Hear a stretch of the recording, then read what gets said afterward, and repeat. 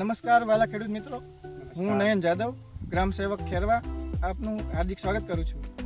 આજે આપણે digital crop સર્વે વિશે થોડીક માહિતી મેળવવાની છે.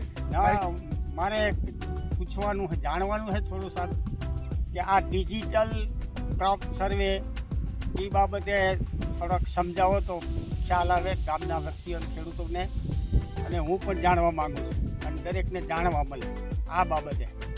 એ કઈ રીતે એની પ્રક્રિયા થાય, એ શું કરવું, એ બાબતે થોડીક ચર્ચા કરો.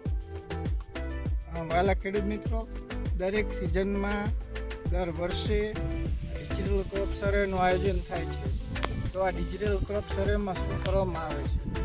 તો ડિજિટલ ક્રોપ સર્વેમાં પ્રાઇવેટ સર્વેયર અથવા તો ગામના વિલેજ લેવલ એન્ટરપ્રિનર VLE, પંચાયતના ઓપરેટર અથવા પ્રાઇવેટ સર્વેયર કોઈ પણ બેમાંથી એક જે ડિજિટલ ક્રોપ સર્વેની એપ્લિકેશન આવે છે, એ એપ્લિકેશનમાં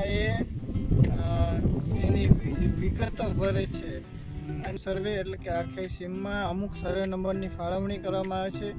એ સર્વે નંબર પર ખેડૂત જે પ્રાઇવેટ સર્વેયર અથવા તો VC છે એ જાય છે. ત્યાં જે ખેતર ઉપર જે કોઈ હાલનો જે પાક ઊભો છે એ પાકની વિગતો ને જે આપણે જે પાણીપત્રક જે પહેલાં આવતું એ આખું ડિજિટલ આખું ઓનલાઈન થઈ ગયેલું છે.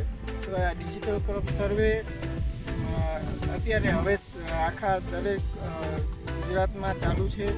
તો તમારે જો ખેતરમાં કોઈ પણ પ્રાઇવેટ સર્વેયર કોઈ આવે તો એમને ડિજિટલ ક્રોપ સર્વે જો એમને કરી રહ્યા હોય તો તમારે એમની મદદ કરવી જોઈએ. એ જે કાંઈ પ્રશ્ન પૂછે એનો જવાબ આપવો જોઈએ, બરોબર, જેનાથી એમને પણ ઘણો બધો ફાયદો થઈ શકે. બરોબર. ખેડૂતોને ફાયદો. સર, ખૂબ ખૂબ આભાર.